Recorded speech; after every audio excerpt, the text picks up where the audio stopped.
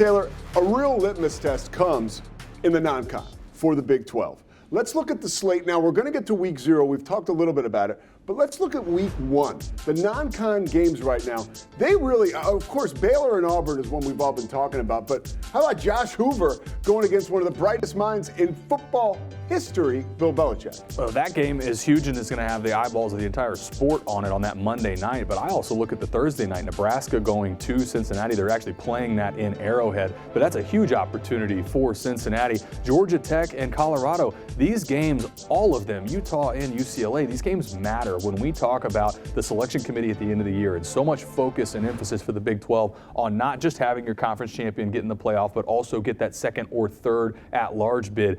These games matter, and the selection committee is going to look back on, especially a game like an Auburn coming to Baylor, how important that's going to be late in the year. The Big 12, like Commissioner Yormark mentioned, you've got to win the games on the field. Yeah, some experts with a lot of buildings out in the desert in Vegas, they actually seem to think Auburn will do fairly well in that game. Surprising to me, like you mentioned, how important is it that the Big 12 really make their mark early in games like this to afford them more opportunities in the college football playoff? Well, if the Big 12, if you get to the end of the year and your conference champion has 2 or 3 losses, I think that's where the Big 12 has had just the one team get in, and that's where these out-of-conference wins are so important, because early in the season, you want them to have a 3-1 or a 4-0 non-conference slate, so that if they lose 1 or 2 games in conference play, because it is such a competitive conference, that's where a team is competitive and gets in as the at-large bid alongside the champion. And so these games in September, right out of the gate,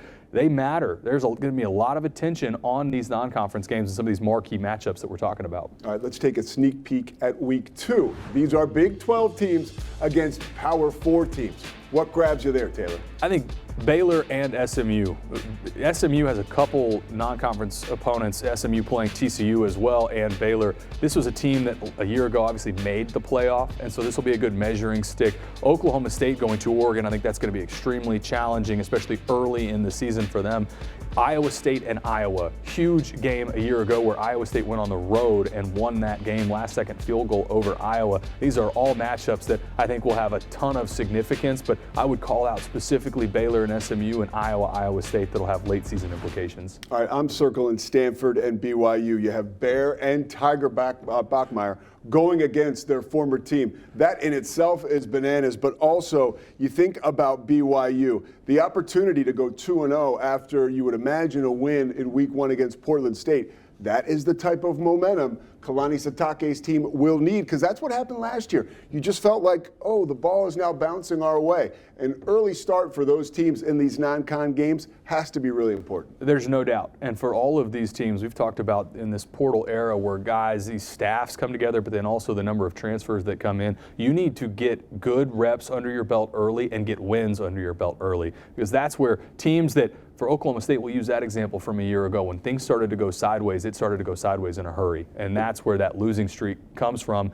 And you need to have those wins early in the year, get under your belt, feel confident after you move out of non-conference play as you move into league play. One more for you. I got a question I need you to answer in about 20 seconds because we're up against the break. But which team has the most to lose in the Big 12 in the non-con schedule? Or should I say the most to gain?